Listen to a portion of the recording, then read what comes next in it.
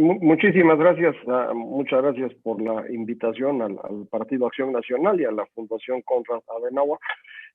Yo voy a utilizar unos pequeños dibujitos porque esa es la mejor forma de poder entender lo que está ocurriendo hoy, y trataré efectivamente de, en dos presentaciones separadas, analizar lo que ocurre. Empiezo por el contexto de lo que tenemos enfrente. Este dibujo construido por la gente del Foro Económico Mundial, de cómo cada país estaba situado antes de la pandemia para recibir el golpe, y ahí pueden ustedes ubicar en dónde se encuentra México, prácticamente en el fondo de la tabla.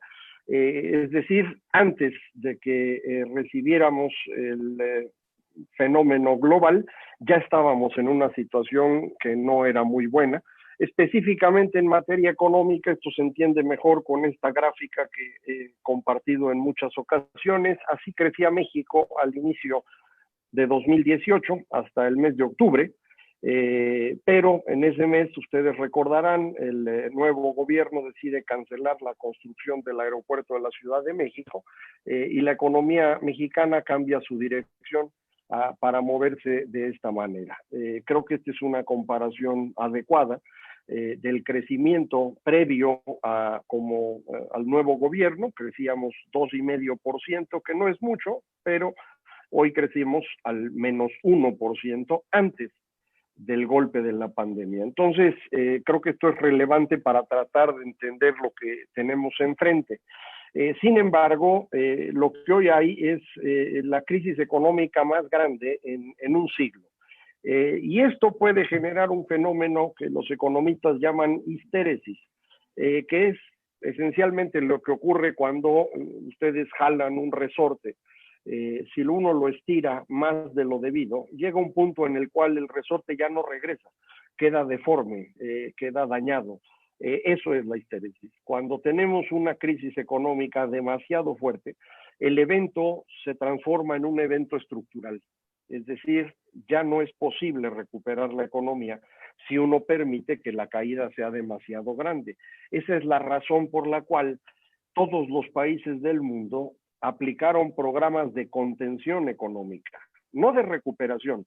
La recuperación apenas lo están empezando a discutir en estos días. Lo que aplicaron desde el inicio fue un programa para frenar la caída, porque si ustedes dejan que la economía caiga mucho, ya no la pueden rescatar. Eso es lo que creo que estamos viviendo hoy en México. Déjenme poner los escenarios que yo percibo. Así crecíamos antes de que se cancelara el aeropuerto de la ciudad. Este es el comportamiento desde entonces. Y estos son los tres escenarios que yo puedo imaginar. El escenario malo, el escenario peor y el escenario espantoso. No existe escenario bueno. En el escenario malo lo que tenemos es una caída con una recuperación relativamente rápida y elevada, un escenario en forma de V, como le dicen ahora. El escenario 2, en el cual tenemos una caída un poco más pronunciada, pero la recuperación es más lenta, y esto nos da una crisis en forma de U, en la cual la recuperación sería a niveles inferiores. De que ocurra esto que decía yo, la histéresis. El daño es tan grande que la recuperación ya no puede ocurrir. Yo sigo creyendo que podemos ubicarnos en el escenario que está con la línea verde, que implicaría una contracción este año de la economía del orden del 11%, con una recuperación bastante importante durante 2021. De cualquier manera, acabaríamos por debajo del nivel con el que inició este año. Y bueno, en ninguno de los escenarios logramos llegar a lo que teníamos en 2018, ni al nivel ni al crecimiento de aquel entonces.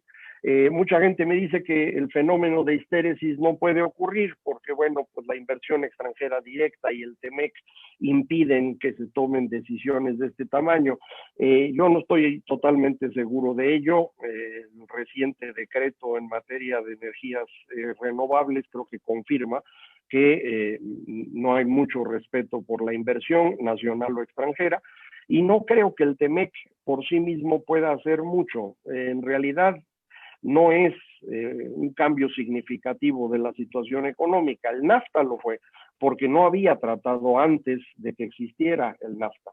Ahora sí había un tratado, lo sigue habiendo, el actual, y el TEMEC es un poquito menos bueno que el NAFTA para México, de manera que no hay ninguna razón para que esto cambie positivamente. Segunda razón por la que me dicen que no vamos a tener una crisis tan seria es que hemos salido de otras, pues sí, pero ninguna ha sido como esta. Ya lo han dicho varios de los que nos presentaban. Esta es la peor crisis en 100 años, esto no es un asunto menor. Muchas personas afirman que hay herramientas para enfrentar esto, sí había, pero ya no las hay. El proceso de concentración del poder en el presidente de la República, la destrucción institucional y la caída en el nivel de capital humano en el gabinete y en el gobierno en general sí cuestan, y cuestan mucho. Ahora no hay herramientas para hacer nada. Si las hubiera, me imagino, Hacienda ya nos hubiera ofrecido algún plan para evitar la caída, o Economía tendría un plan de recuperación. No tenemos nada. Es el único país en el mundo donde no se ha hecho nada. Súmenle a eso el problema que tenemos con impunidad y crimen organizado, que no se ha resuelto ni siquiera algo cercano, y finalmente la preocupación que tienen algunos de que esto no sea simplemente un problema de incompetencia, sino de mala fe, que se quiera construir en México un sistema político distinto que mucha gente asocia a esta idea del Foro de Sao Paulo. Yo, como escribió Luis Rubio ayer domingo en su artículo en Reforma, no estoy convencido de que esto sea totalmente cierto, pero sí me parece que la concentración de poder en una sola persona, en cualquier caso, genera un espacio en el cual podemos empezar a tomar decisiones cada vez peores y que hagan muchísimo más difícil cualquier intento de recuperación. Aquí dejo yo el contexto y cuando tenga otra oportunidad platicaré sobre las propuestas. Gracias, diputado.